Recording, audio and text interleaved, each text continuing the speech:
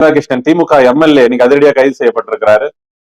நீதிமன்றம் போயும் முன்ஜாமீன் கேட்டும் நீதிபதி முன்ஜாமீன் தர மறுத்திருக்கிறார். நீதிபதி என்ன சொல்றாரு அப்படின்னா, ஏங்க 7 முறை நீங்க ஒரு எம்எல்ஏவா இருந்திருக்கிறீங்க, அமைச்சராகவும் இருந்திருக்கிறீங்க 2 முறை.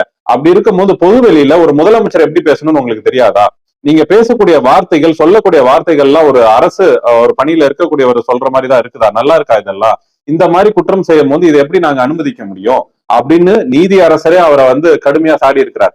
அது மட்டும் இல்லாம அனிதா ராதாகிருஷ்ணன் எம்எல்ஏ தரப்பு வழக்கறிஞர் என்ன சொல்றாருன்னா, சார் இது சாதாரண ஒரு டிஃபர்மேஷன் கேஸ் தான், அவதூறு வழக்கு தான், இது எதுக்கு நம்ம கைது செய்யணும், இது கைது செய்ய வேண்டிய அவசியமே இல்லையா, அப்படியே கைது செய்யறாங்க அப்படின்னு சொல்லும் போது அதற்கும் இது அவதூறு வழக்காக பார்க்க முடியாது, திட்டமிட்டு முதலமைச்சரை இழிவுபடுத்துறீங்க, போதிய ஆதாரம் இல்லாம ஒருமையில பேசுறீங்க, தனிநபருக்கு வாழ்க்கையை பத்தி பேசுறீங்க, அது மட்டும் இல்லாம பொதுமக்களை அரசுக்கு எதிராக தூண்டிவிடுற நோக்கில சில குற்றச்சாட்டுகளை முன்வைக்கிறீங்க ஆதாரம் இல்லாம.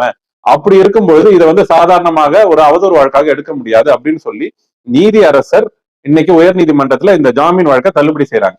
ஜாமீன் வழக்கு தள்ளுபடி ஆனவனே காவல்துறையினர் நேரா போய் தூத்துக்குடியில ஒரு மீட்டிங்ல இருக்கும் போதே அவரை அரெஸ்ட் பண்ணிட்டாங்க எம்எல்ஏ அவர்களை. எஸ் பாரதி அவர்கள் திமுகவுடைய செய்தி தொடர்பாளர் உடனடியாக என்ன சொல்றாருன்னா, முதலமைச்சர் அவர்கள் சர்வாதிகார போக்குல செயல்படுறாரு. இதுல சர்வாதிகாரம் எங்க இருக்கு?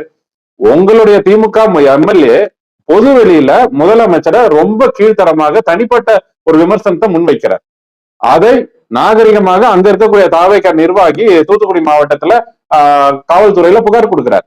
அந்த புகாரின் அடிப்படையில விசாரணை வருது. இவர் போயிட்டு உடனே நீதிமன்றத்துல முன்ஜாமீன் வேணும்னு கேட்கிறார். இதுல எங்க சர்வாதிகாரம் இருக்கு? சட்டப்படி நடக்குது எல்லாமே. உங்கள் மீது தவறு இல்லைன்னா நீதி அரசர் உயர் நீதிமன்றத்துல ஏன் ஜாமீன் கொடுக்கல? ஜாமீன் கொடுத்திருக்கலாமே. உங்களுடைய வாதம், உங்களுடைய தரப்பு எல்லாம் விசாரிக்கப்பட்டு உங்களுக்கு போதிய அவகாசம் கொடுக்கப்பட்டு உங்க தரப்பும் விசாரிச்சுதானே நீதி அரசர் உங்களுக்கு முன்ஜாமீன் கொடுக்க மாட்டேங்கிறாரு. அப்ப முன்ஜாமீன் கொடுக்கலன்னா அப்ப நீதி அரசருடைய கண்ணோட்டம் என்ன? இது தவறுதான் அப்படிங்கிறது அவருடைய கண்ணோட்டம். தவறுங்கும் போது சட்டப்படி நடவடிக்கை எடுக்கிறதுக்கு நீதிமன்றம் குறுக்க இருக்காதுங்கிறது தான் இதோட அர்த்தம். அதன் அடிப்படையில தான் காவல்துறை விரைந்து நடவடிக்கை எடுக்கிறாங்க.